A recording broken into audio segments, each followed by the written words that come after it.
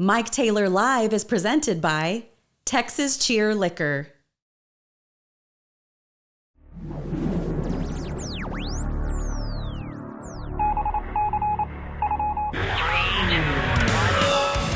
And now, a man with giant areolas, Mike Taylor.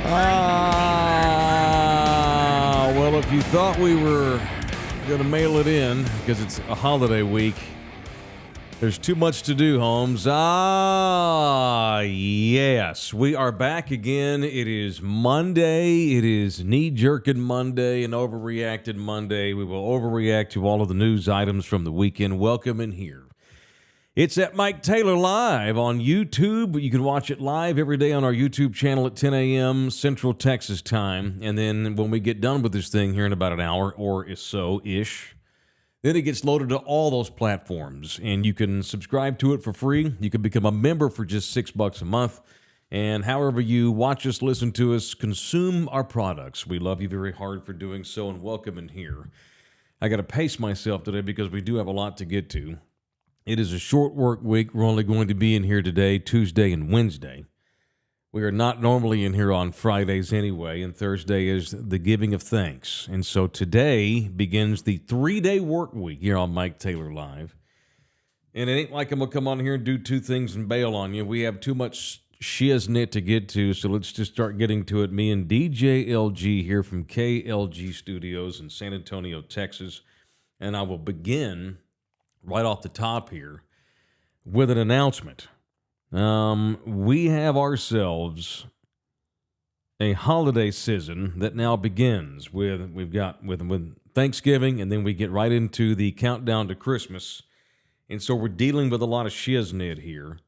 It is Red Kettle season.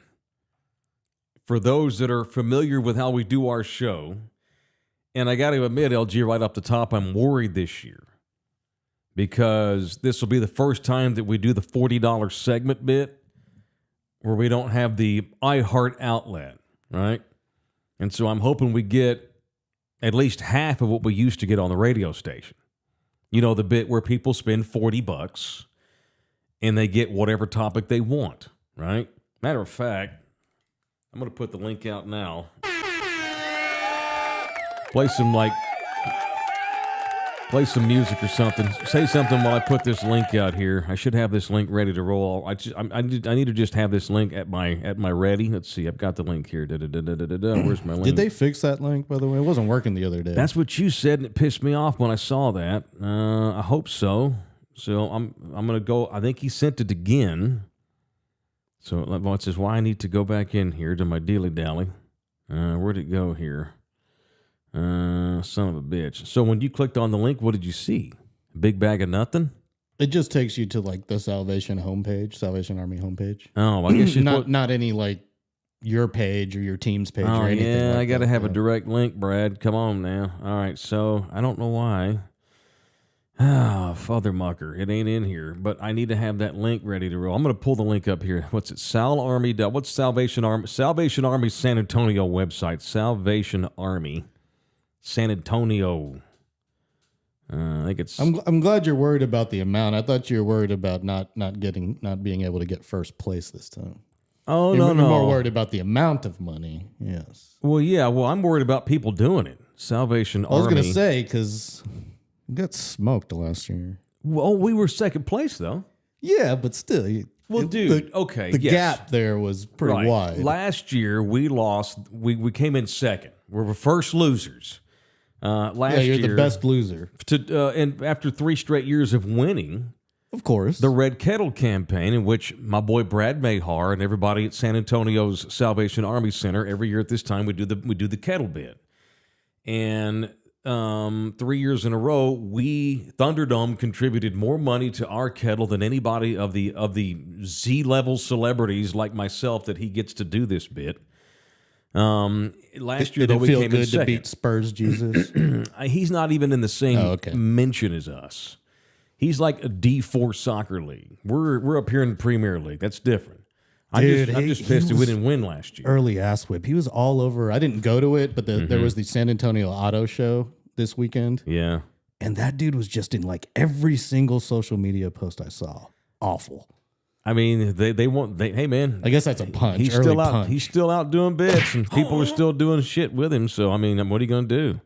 I mean, I'm in the middle of a hustle myself here, So it's like, well, Well, you can't hate the hustle, he's got a bag of nothing. But if he's able to fool people in this city into continuing to do shit with him, then more power to him. Not that he's in our stratosphere, though. Donate to Virtual Red Kettle. Here we go. I'm trying to find my fucking link here. Taking you long enough. See, it's just not simple. It's stupid. Once you find it, I'll put it on loveyouhardtv.com, and it'll just be very simple. I'll put it right at the top. All right. You know what? I'm going to call Brad right now. I'm just going to call his ass on. I'm just going to call him on the air because we need to get money raised, man. This means a lot to me. I'm glad we don't have the FCC looking over our shoulder anymore, so you can call people on the air. Sure. I'm so ass whipped because my phone updated last night too, and I'm having to relearn how to use it. You mean your phone? You updated it, or your phone? The phone updated itself. No. Fucking ass No, whip. it didn't. It did too, dude. Yeah, no, it I'm not kidding you. It really did. I'm going to bitch about this tomorrow. Look, this is Brad Mayhar with Salvation Army. He never cusses, so I'm not worried about it. Hey, it's Taylor. When you're on the air, what are you doing? Hey, man, I'm good. I'm good. Hey, can you Get ready for kettles? What's up? can you resend me the link, dude? Because the link I had the other day didn't work. It just went straight to the homepage. Can you send me a link directly to our kettle at 3 Cents Podcast? Yeah. What's your what's the right email to send it to then? Mike Taylor Badass MFer at gmail.com. That's a joke. It's actually Mike Taylor Show at gmail.com. I thought that's the one I used. It is, but the link was dead, according to LG, and he's Asian. He never messes up on this stuff, so he'll know. Okay. So send me a new link. Oh, okay. All right. Thanks, man. Okay, there it is. Okay, so as soon as I get that link, we're going to start this bit. And I know we're bogging down the start of the show here. Thank you. But this means a lot to me, this Red Kettle thing. We have never finished worse than second. Last year we finished second place because WOAI Television decided to get their entire company on board, and they stuck their Red Kettle in the lobby of WOAI TV studios. And that's a freaking TV station over there against little old Mike Taylor radio guy. And they really hammered the effort home because they wanted to beat me last year, and they annihilated everybody. They raised over $10,000 in their kettle, which was great. That's good. It all goes to the same people. But yeah, I'd like to kind of win this year. So anyhow, that all being said, I am in cahoots this year with Cleto and Ernie. Our Red Kettle is the 3 Cents Kettle, right? And so starting here in a minute, when I get this link, I'll put this link out on all my socials here in a little bit. $40 donation to that kettle. I will do any segment you want, any topic. And normally this time of the year, when y'all start flooding that kettle, it's just a torrent of excellent segments. I will do the fake Dave South, fake Yuck Yuck, Big Southern John Plantation, fake Oscar, any of that shit you want. I'll talk 90s grunge radio. I can talk about the Spurs Coyote. I can talk about Manny Pacquiao's singing career. Whatever topic you want, as long as it does not get me thrown in jail or it ruins my relationship with my girlfriend, any other topic is good.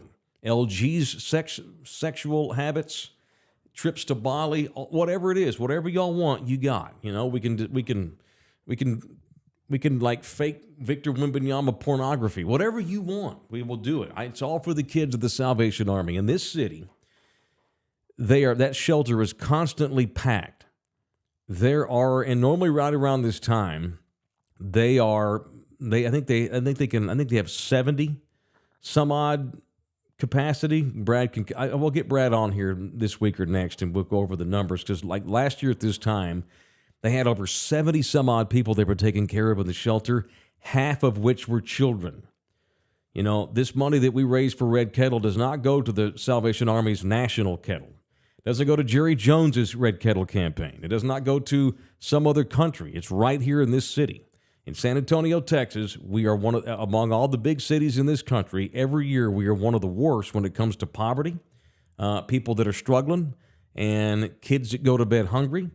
In this town, in our city, not in Africa, not in Southeast Asia, here in San Antonio, Texas, so many kids go to bed hungry. And this is what the Red Kettle campaign is all about, raising money to literally feed people and house them, much less try to get them something for Christmas. So for every $40 donation to my kettle, I will do whatever topic you want to do. Whatever one you want, I will do it. Now, it's not limited. You need to do 10 segments? Yeah, cool. $400. That's 10 segments. It's 40 times 10. And you'll get 10 segments. You get to pick them. So jump in here. Go to the Salvation Army San Antonio website, click on the red kettle, or I'm going to have a direct link to our thing here in a minute. I didn't mean to bog down the beginning of the show, but it's that time of the year. It is that time of the year. All right? All right. Now let's commence to the lead story. It's not actually Jimmy. It's not the shitty Spurs. We're making history today. Starting today, it is the 2023 Bagtastic Voyage Championship of 2K23. It begins right now, and I'm going to post it every day right during this segment. So today, let me pull out the bracket. Where's my bag? Hang on, LG, say something. I got to get my bracket out. Hey, man. Panic. We're good. Hey, man, I'm the host, director, producer, the whole bit. Let's see here. I've got the bracket on. Let me pull it out here. So this is, and I painstakingly made sure I had the numbers right, because a lot of y'all always bitch about the stats. Because y'all are like, I can't believe he's a 2 seed. Or I can't believe he's a 14 seed. I've got the tournament right here. Can you see that? Can you focus it on that? Can you even see that, LG? Yeah, you can see it. Okay, cool. There's the bracket right here. Today's matchup.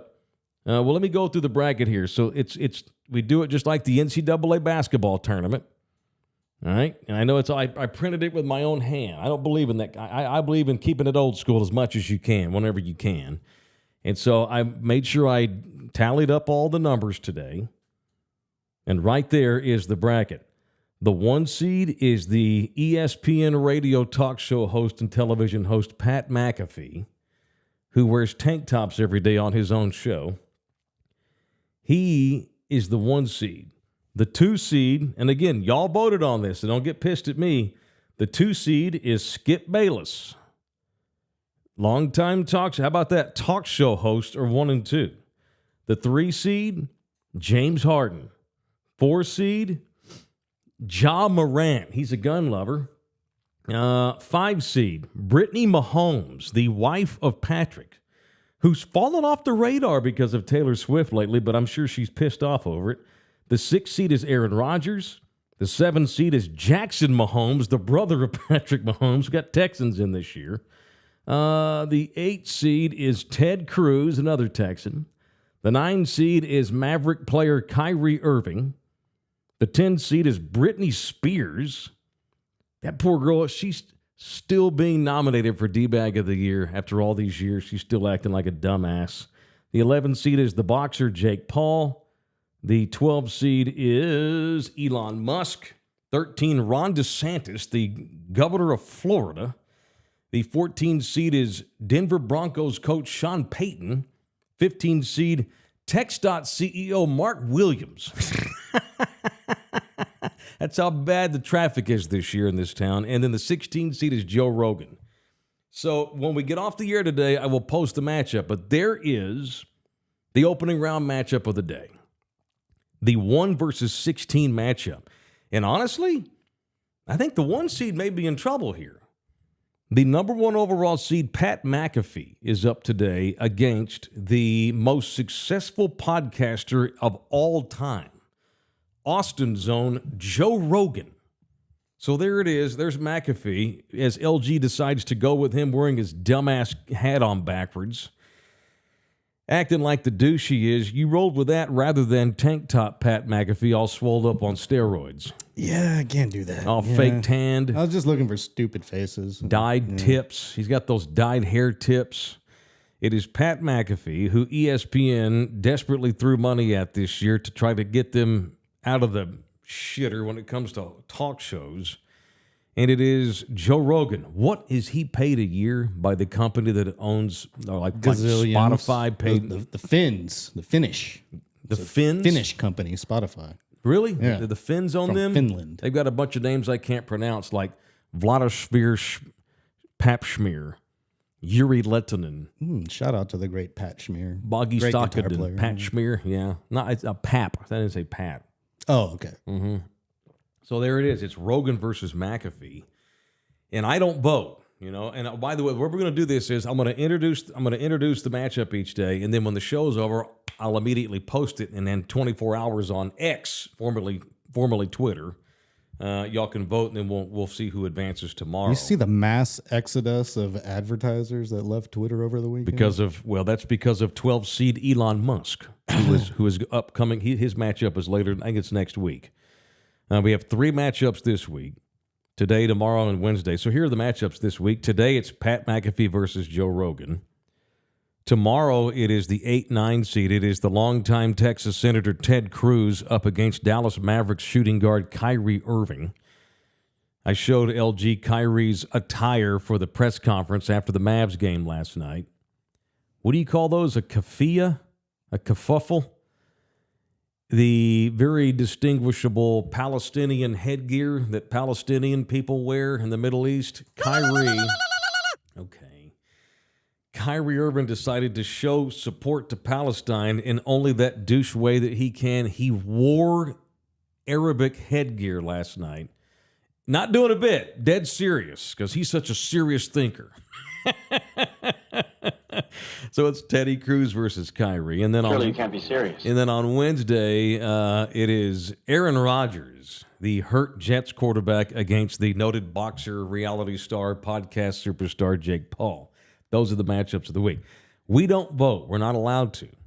However, if I did have a vote in today's matchup, Rogan versus McAfee, I think. Thank you. That sounds like money.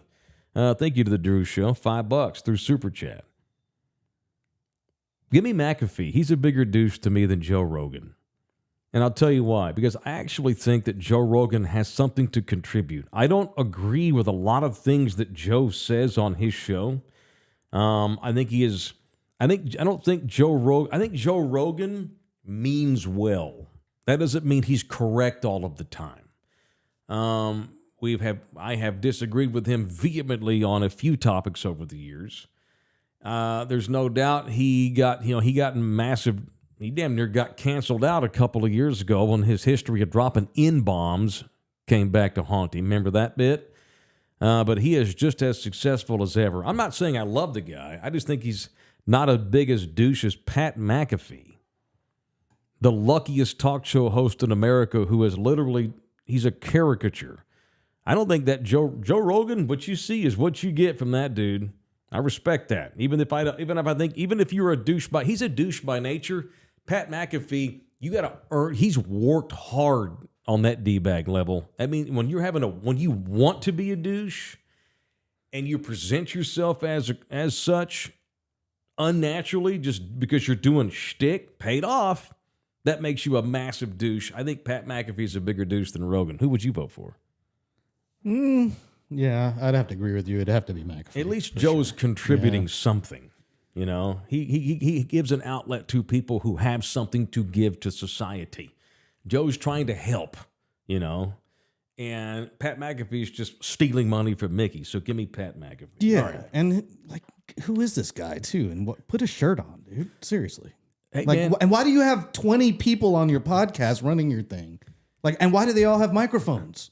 Because you don't have enough to carry a program by yourself. That's why you need 25 people in your room. You need a fucking ensemble to it's get like through the shitty rap groups that go out there with 18 people have microphones. You can't understand which one's rapping at just which another time. Fucking football player who gets a talk show because networks are lazy and don't want to hire guys that are really, really talented.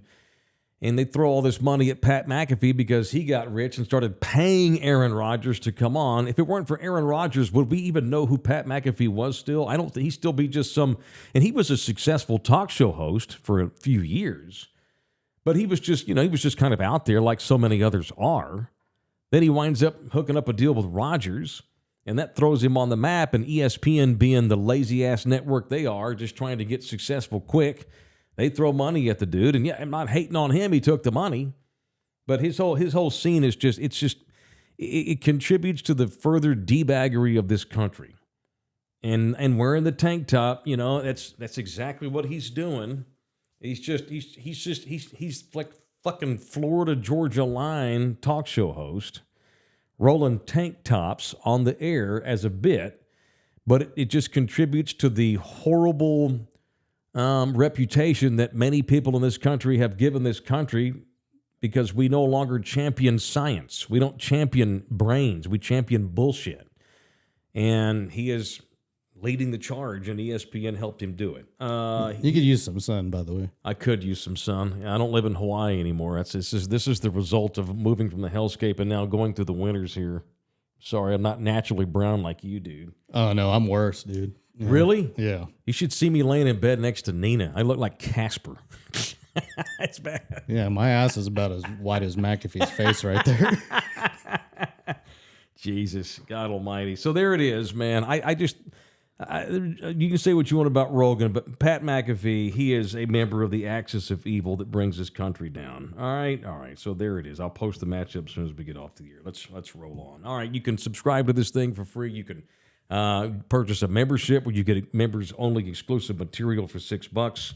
Let's get into the damn Cowboy game, shall we? See. How about them Cowboys? And Jimmy was a big player yesterday. We ran to grab some lunch, and I threw the pregame on. I put Asstown on, and pulled up the Cowboys pregame show. And as soon as we pulled it up, we heard the Jimmy news, and so we'll get to that here in a minute. As far as the game goes, and good timing by Jerry to make this announcement right before they play Kakalaka, in probably the least exciting game of the year. Jerry finds a way to still make the day about him, which is genius at. The Cowboys go out yesterday in Charlotte, North Carolina, and smoke the Panthers. Los Panteras de Carolina. Our boy Jaime Moreno's not as excited this year. They're 1-9 now. Luke Kuechly, he's now doing radio. Poor Jaime Moreno. He's not been up there. He's not throwing out random like vegetables and fruits. No, there's no papaya. The papaya is rotten this year. The sandia is rotten in Carolina, and the Cowboys go in there in a stadium that wasn't even sold out, in a stadium that of the people that were there, half of them were Cowboys fans, and just annihilate Las Panteras de Carolina 33-10. Pobrecito Bryce Young, the rookie number 1 overall pick for the Panthers at quarterback. That kid, man, he is Emmitt Smith once said in the last part of his Cowboy career, when the Cowboys got bad, he felt like a diamond surrounded by poo-poo. The year before he left and went to the Cardinals. Poor Bryce Young, he is a diamond. He is a very talented guy. He's not very big, but he's got great talent. And Frank Reich has nothing around him supporting cast-wise, and they're going to get that kid killed. Golly, man. He is a one-man team and had no chance yesterday against Micah Parsons and that Cowboys defense, and the Cowboys just whipped their ass. And I was thinking about this yesterday because, the Cowboys are now, 7-3. The Cowboys have faced a Jets team with a backup quarterback in Zach Wilson, who's got no business starting football games in the National Football League. They got a layup game last week against the Giants. The Giants were down to their third-string quarterback, some kid who looks like Chris Moltisanti of The Sopranos, who's got no business even being on a fucking NFL roster, much less starting football. Hell, this is how bad the NFL is. That kid, DeVito, won a game yesterday against another shitty quarterback, Sam Howell, who will be at Jerry World Thursday. It's real bad. I did a segment on this last week, and it just got exacerbated over the week with Joe Burrow getting hurt and done for the year. The high number of starting quarterbacks in the NFL that have now gone out for the season, contemporaneously with all of these rookie quarterbacks starting, has led to some of the worst football I have ever seen in the NFL in the first half of the season. It is ridiculous. The Cowboys may go to the Super Bowl this year just because no one else left is worth a shit. It's incredible. I do not recall. Now the NFL has always been an 8-8 league. It is the league of parity that we know, but it has never been so worse where. It was just, I've never seen this many games that were just non-competitive against the Cowboys. The Giants have been absolutely non-competitive twice. And I'm not trying to take away from the Cowboys' record. I mean, they have to play who's in front of them. And the Cowboys would have won those games anyway, but they're just fucking blowout laughers. It's one thing, winning this. Cowboys would probably still be 7-3, but if the Giants were just half-ass, at least maybe it's 28-17 Cowboys win rather than 48-7 and 40-0.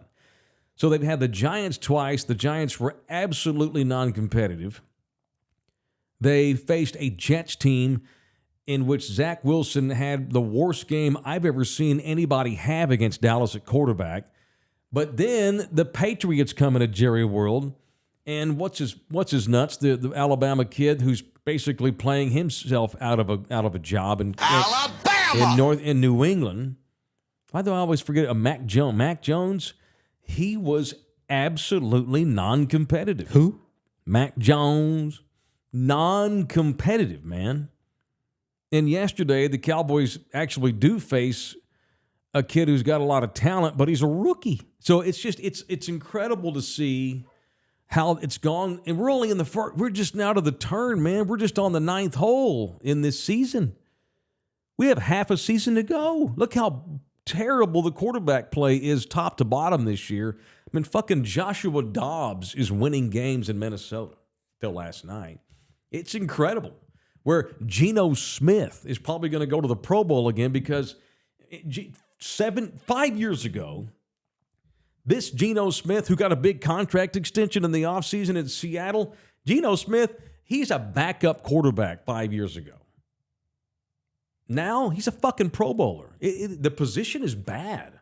There's some good young hot shots in the league, but they're all just kids. And they got to develop. And then you get all these great players that have gotten hurt. Kyler Murray just got back, and the Cardinals are improved because he's back. Joe Burrow just went down for the year. Aaron Rodgers didn't even get through a series in New York with the Jets. It's bad. It's real bad. There's bad quarterback play. It's just poor as I can remember, and it's led to some of the worst football in recent memory. That all being said, it is what it is. You don't apologize for winning in the NFL. You play who you play. The Cowboys play who's in front of them, and they beat the shit out of Carolina yesterday on a defensive effort that was led by Micah Parsons and Tank Lawrence and DaRon Bland. I have never seen a more competitive. I've never seen a more athletic, sensational pick six in my life. And this goes back to Deion and Darren Woodson and Everson Walls. And I mean, I'm not saying he's as good as Deion and those guys. I have never seen a more athletic, more sensational, more impressive pick six in my life than what we saw from DaRon Bland last night in Carolina. A diving interception, somersault, all in one motion, get up on your feet and haul balls to the end zone, all in one fucking motion. It was incredible. He's going to be first team All-Pro. He now has 4 pick sixes in 10 games. He now has 11 interceptions in basically a season because he didn't even play in the first half of the season last year, and we're just now to the 10-game point this year. So in basically 17 games, 18 games, he has 11 picks, 6 pick sixes, 4 this year. He's Jim Thorpe out there at corner. It's incredible. And he's a fucking feral cat running around out there. He's ball hawking and kicking ass. And what a godsend he has been. A 5th-round pick. And he's not even a starter on opening day because they've got Trayvon Diggs who goes out for the year. And Bland's come in there and just kicked ass. He's better than Stephen Gilmore, who they brought in free agency. Dak was sensational. It is what it is. What are you going to do? I'm happy. I'm not a Dak hater. I haven't turned into this anti-Dak guy. I want to be wrong. I hope Dak goes to the Super Bowl and wins it. I love Dak. Y'all know that. But this year, I've gotten tired of the bullshit. I'm tired of him playing poorly against the good teams. The problem is there aren't very many good teams in the league. Dak Prescott sucks. Which is why they're 7-3, and he's a fucking MVP candidate. Dak Prescott right now may be the MVP of the league. Maybe. I'm not saying he is, but he's up there.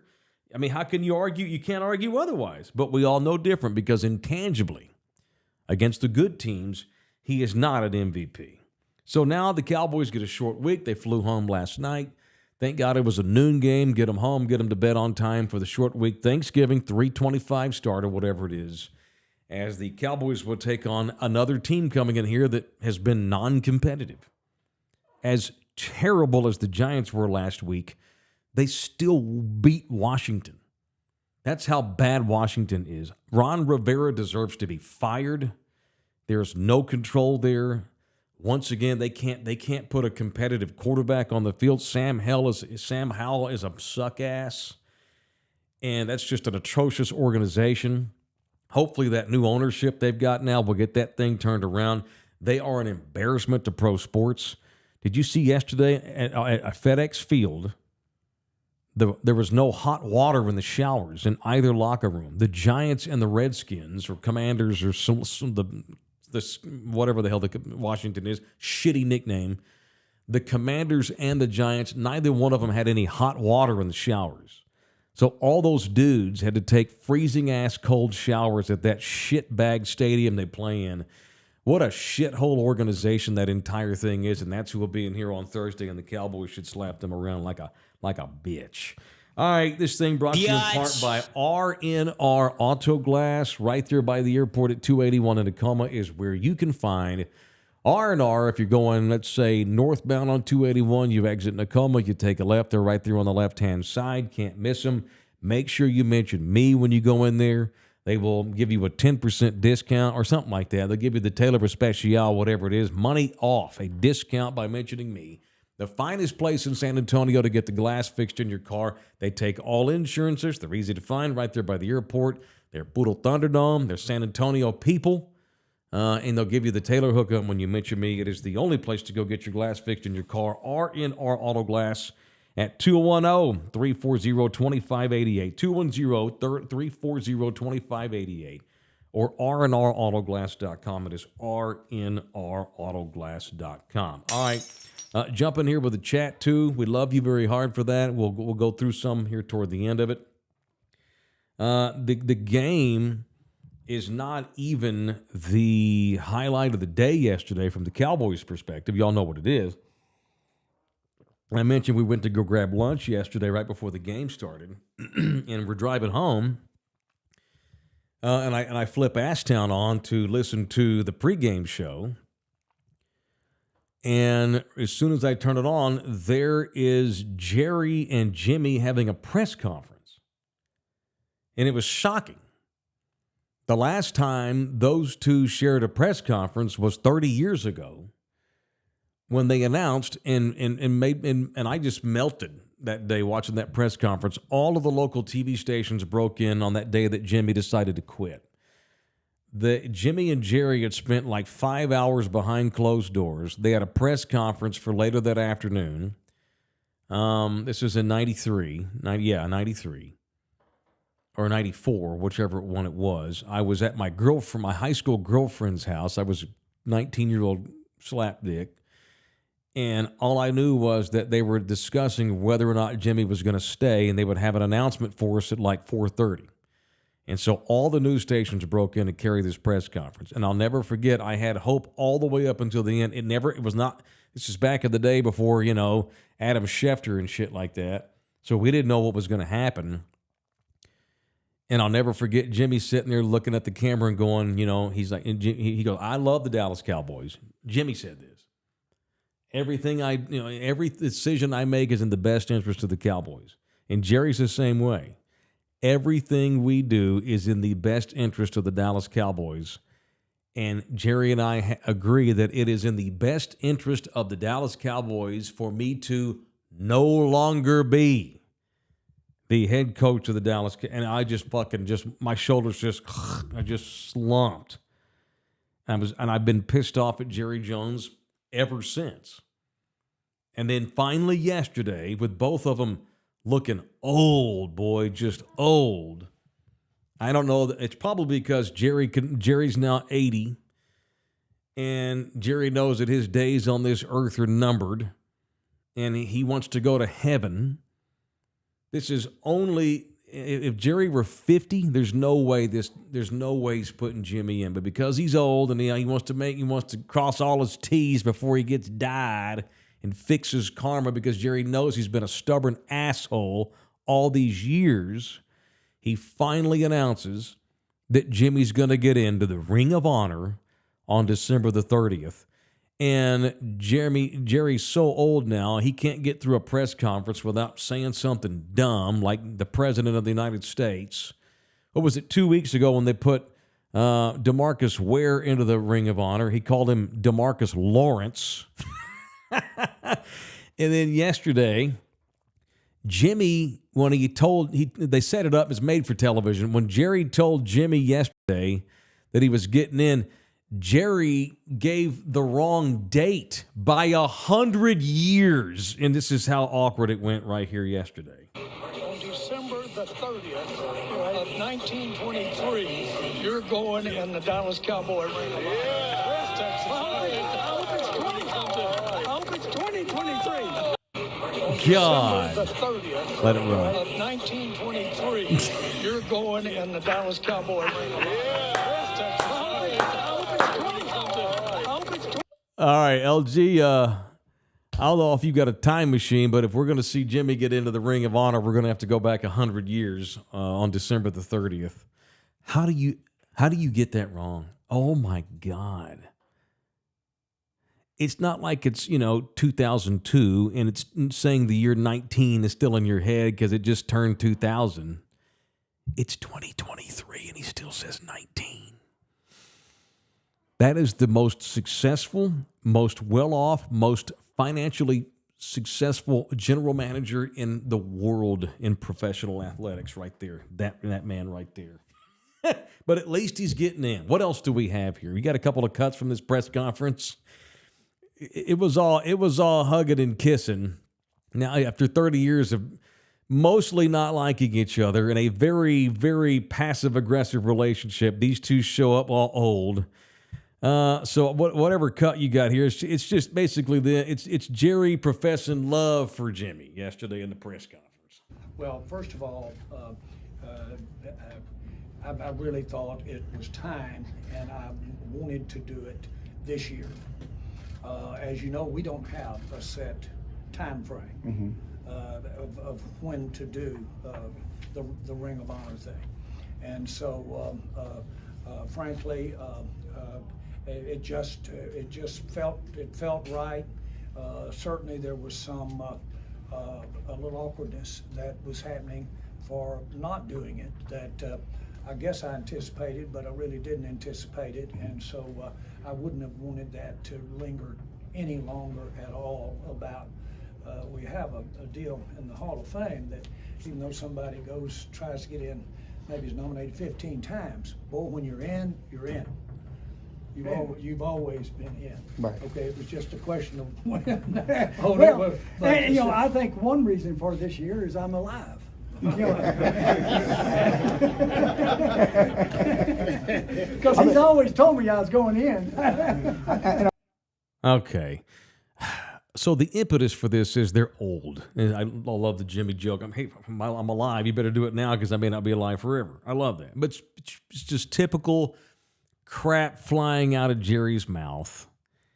And what happened was Jerry got emotional. He got sentimental about 4 or 5 years ago at the Hall of Fame game up in Canton. Y'all remember this? They had both of them on set. Aikman set it up.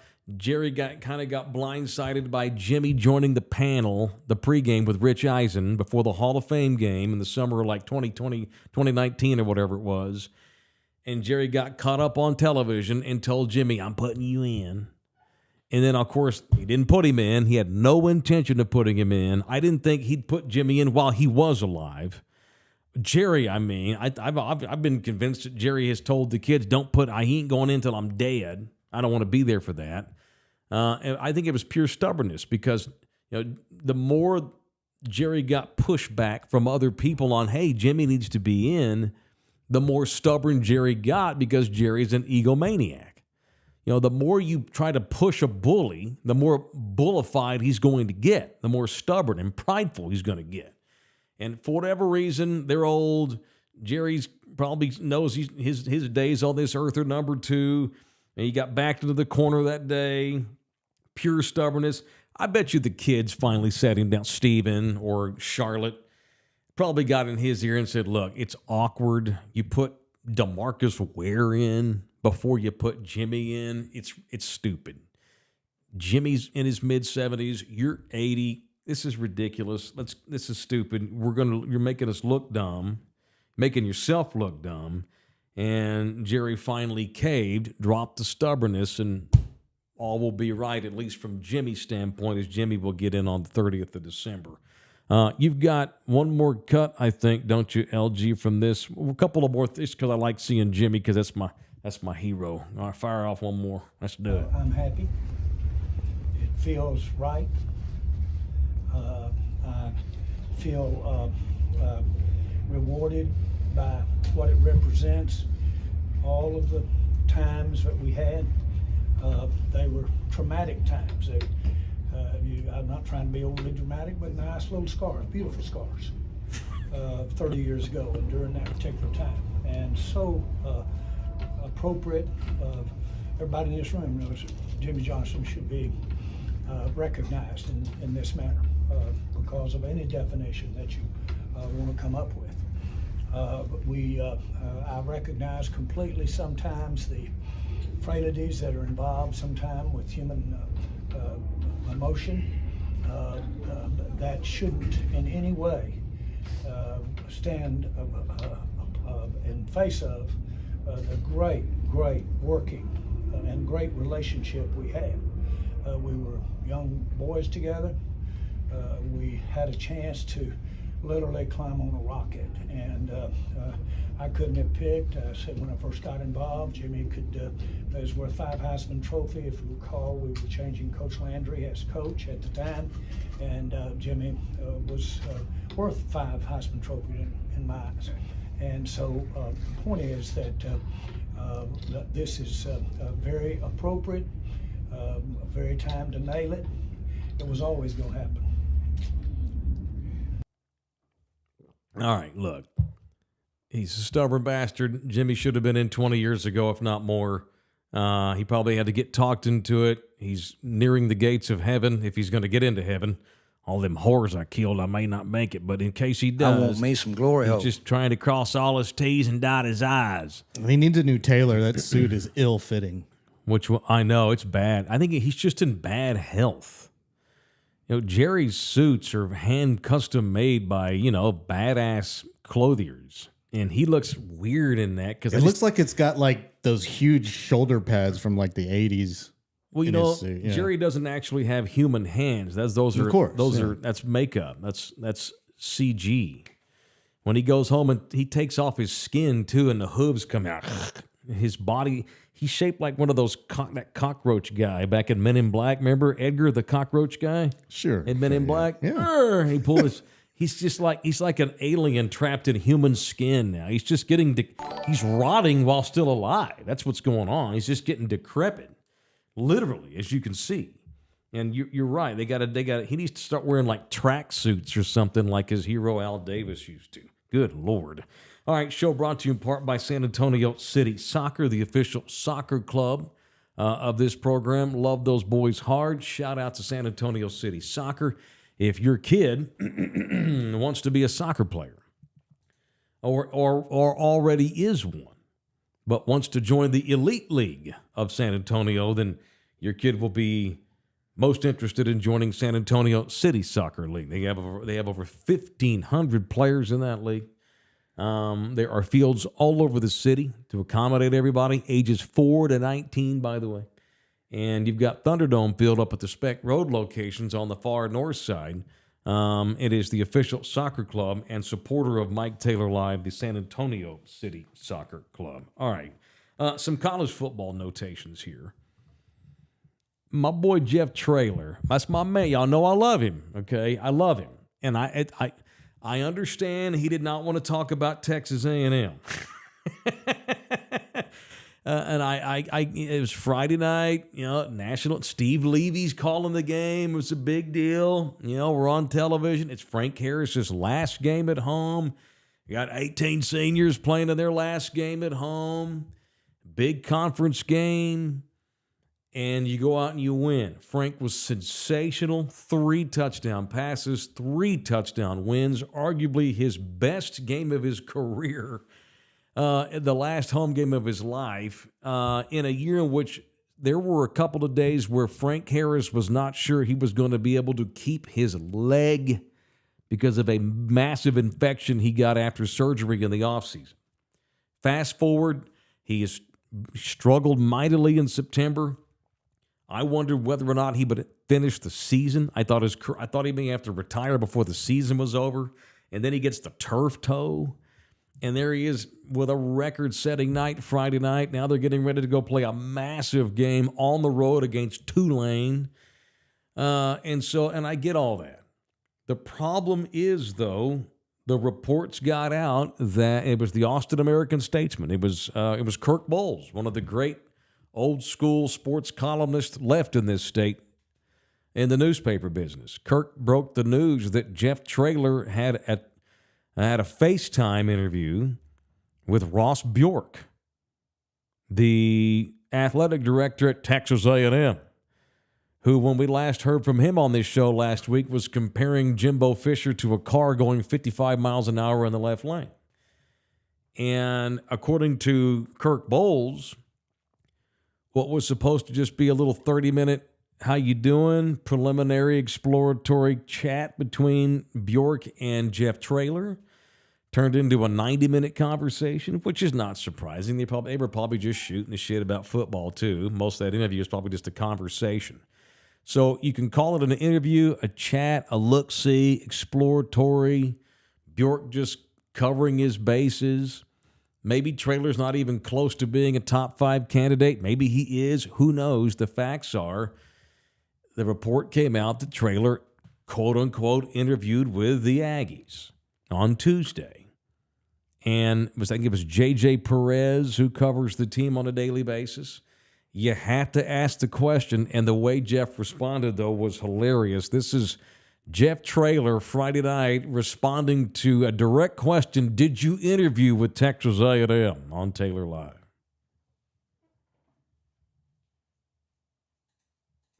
Did you interview with Texas A&M? You know, we had 18 seniors play tonight, and it's a shame, really, that that's what everybody talked about. Any second someone's talking about Jeff Traylor and not Frank Harris is a travesty towards those 18 seniors.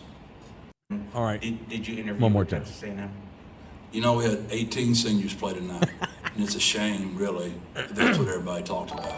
Any second someone's talking about Jeff Traylor and not Frank Harris is a travesty towards those 18 seniors.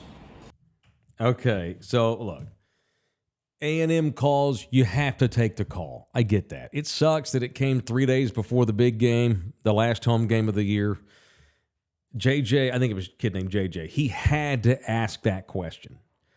Jeff cannot confirm that. I get that. Jeff wants to make it about Frank and the seniors in the game, and I get that too. It's just hilarious and awkward, and that was, y'all know how I feel about Jeff.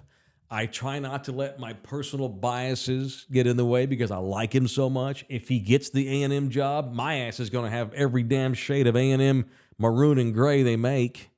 I'm going to be in here with my fucking 12th man shirt on if Jeff gets that job. Not because I love the Aggies so much, but because I love Jeff Traylor. But that was silly, and it sucked. It's too bad that Bjork couldn't have called him today. But, he talks to him before the game. But the funny part was, it's like all over Twitter all weekend, and I think I was one of the first to do something similar. I tweeted that what we just played out Saturday, and I wrote, "Hey, Twitter world, this is what I'm going to tell my mom when she asks me this week, inevitably, why aren't you coming home to Fort Worth for Thanksgiving?" I'm going to reply by saying, "Mom, we had 18 seniors play tonight." And so all these people were tweeting all weekend long. We had 18 seniors play in this game tonight. Like one dude was like, "Hey, my wife wanted to know why I didn't get home till 3:30 in the morning on Friday night." And I told her, well, we had 18 seniors play in this game tonight. That has become the new way to work around a question. It has become the new non-answer answer when asked a question you don't want to answer or you cannot answer, and it was absolutely tremendous. All right, it's Taylor, also presented in part by It's that title sponsor. Yo, when I need beer, I go to Texas Cheer. Yeah. I don't always drink beer. Sometimes I'm in the mood for a little liquor. Still go to Texas Cheer. Sometimes, though, I'm in the mood for champagne or maybe a little bit of wine, and I still go to Texas Cheer Liquor, the official liquor store of Thunderdome. Texas Cheer Liquor. They got 9 locations all over San Antonio, Texas, so no matter where you live in the city, there's going to be one near you. Thunderdome's liquor store is Texas Cheer Liquor. All right, look at that. Yee, I didn't know they had 9. I thought they had I knew it was 7. I found out the other day, no, it's actually 9. Fucking empire. So it doesn't matter where you live, there's a Texas Cheer near you. I would say where the nearest one was to where we are right now, but that will give away where we are right now because there's one pretty close to where we are right now. That's fine. We're at 10 minutes. Everyone knows I'm on the northeast side. So. Okay. Well, we're a 10 minutes drive to Texas Cheer number 6 at Evans and Bulverde, just over by Johnson High School. That quarterback's going to TCU. That's right. But he can't come into the liquor store because you got to be 21 to go in. So anyway, there's that. Texas Cheer Liquor, an amazing display in all those stores. I've been to 4 of them now. I've been to the one in Bernie, and they're just beautiful the way that they have them laid out. It just looks high class inside that place. It's like your average liquor store where you go buy 40 ounces and. This is a high class. It's a high tone liquor store. Is the Bernie location the one where you can get to go margaritas? You can get them at 3 or 4 locations now. Really? The one right here by your house at Bulverde and Evans. They now have margaritas to go in there. That's a good bit. I like that. It's a great bit. Yeah, for sure. So they've got the margaritas. You can go in there and get you a badass bottle of whiskey or a badass tequila and take you a margarita to go. It is Texas Cheer Liquor, the official liquor store of Thunderdome and the presenting title sponsor of Mike Taylor Live, Texas Cheer Liquor. Joey's in here. Taylor, right there with you on the NFL season. I hope it doesn't turn into a clown show by the end of the year, but it's tough to watch all these horrible games. At least we have a good game tonight. Oh, wait, those 52-yard punts will be all over the television tonight. I think that's a Taylor Swift, Brittany Mahomes, Jackson Mahomes reference, the 52-yard punts. What else tonight? The Spurs are back in action. We got a watching party Wednesday night. Dude, we got to get these Spurs. I mean, just win a game, man. They just need to win a game. I thought they were going to beat Memphis on Saturday because Memphis had a worse record than they did. And we just get completely outplayed in winning time, man. Sucks. What was it now? What have we lost now? 7 games in a row, the Spurs? The first 5 games of that losing streak, they got their asses kicked 5 straight nights. But then they played hard against Minnesota last week, but got completely outplayed in winning time. Outplayed Memphis on Saturday, only to get completely outplayed in winning time. There's no answers. They cannot buy a win right now. And you've got that, you talk about bagtastic voyage. Jesus. There's never been a bigger collection of douche noggles on one team in the history of the NBA than Russell Westbrook, Kawhi Leonard, James Harden. God almighty.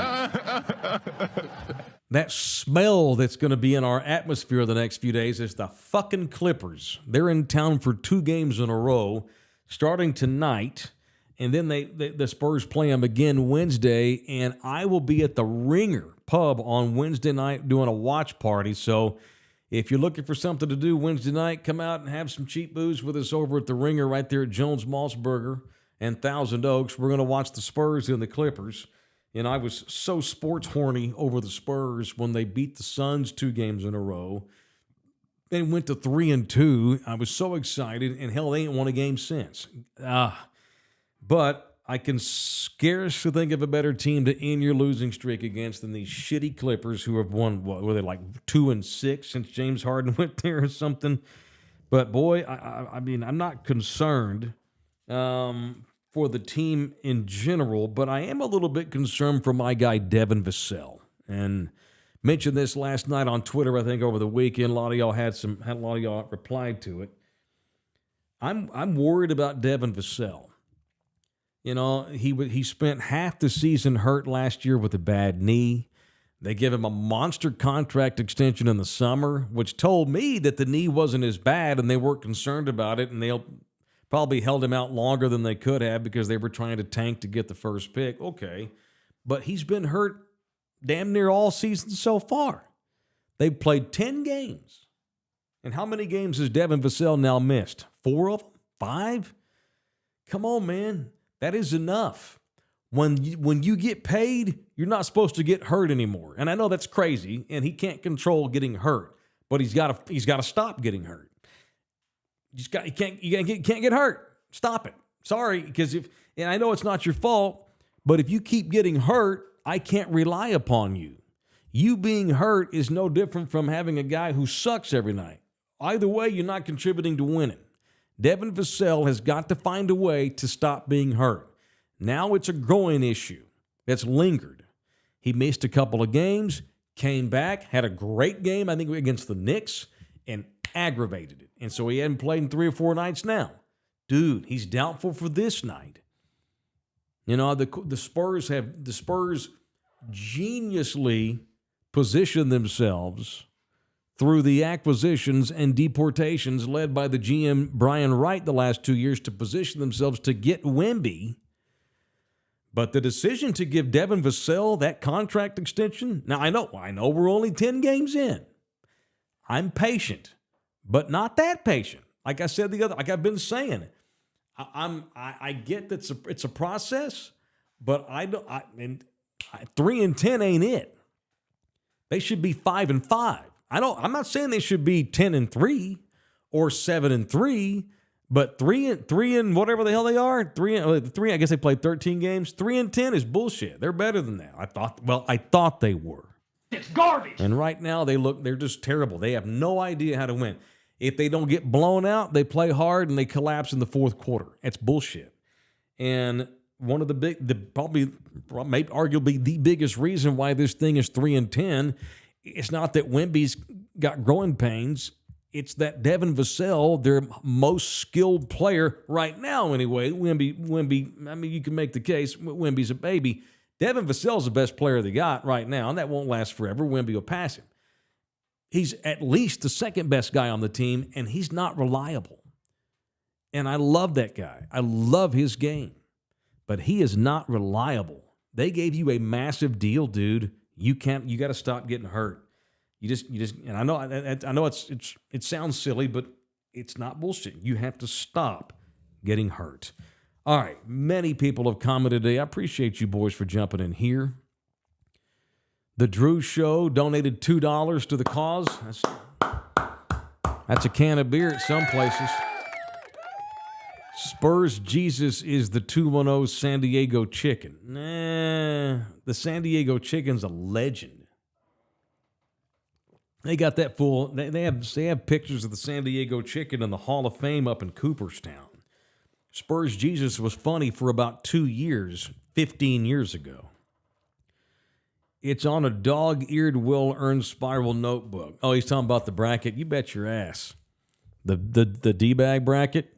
I call that the show Bible. Everything about the show's in that notebook. Yeah, this notebook here, everything I've done all year is in this notebook.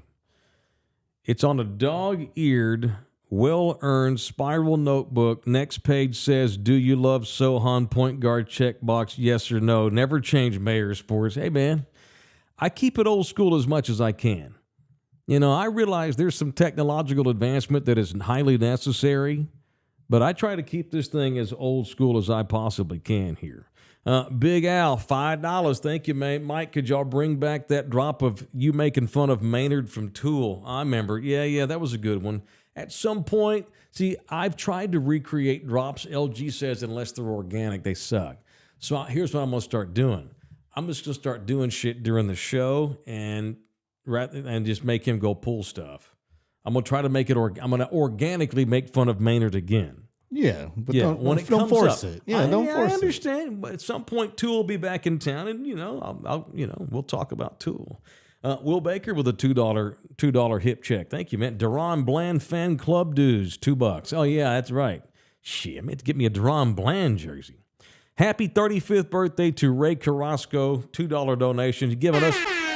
That's how much he loves us. He's giving us money. He giving us money on his own birthday. Joe's in here. Jimmy should have been gangsta and refused the Ring of Honor. Jerry is just trying to get into heaven. Ray also wants to get a shout out to his driver Juan for listening to your show for a long what's time. up, Juan? How you doing? What's up, Juan the driver? Ray has a driver? I guess. Well, he does Damn, now. Ray. No wonder he can afford the $2 to give us on his birthday. Ruben's in here. We need to move on from Spurs Jesus and the tired ass Go Spurs Go chant. If I can only pick one, Ruben, I'll pick Spurs Jesus to throw into the trash heap and keep Go Spurs Go. I'm fine with that.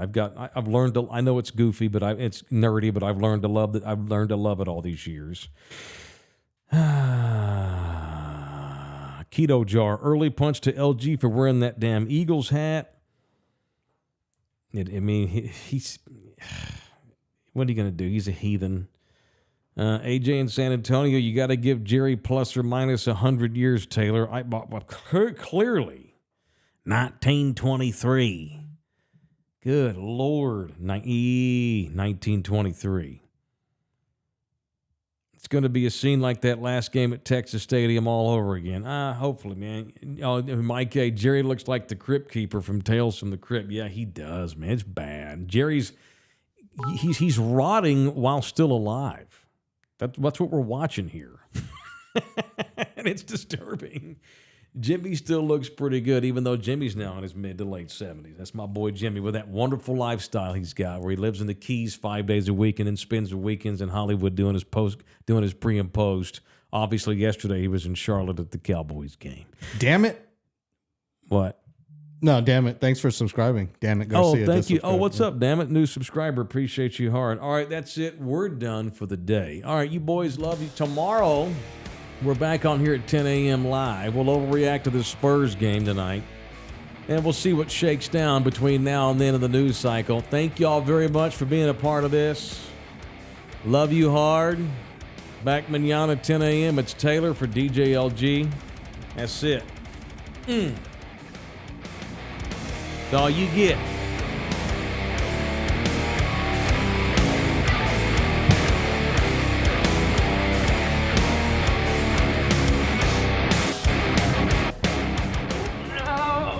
Come back, you puppy.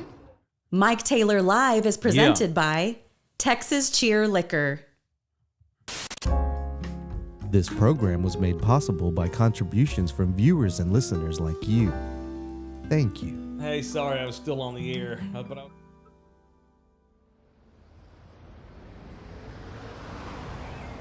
Oh. This is a Bronx Valley local train. The next stop is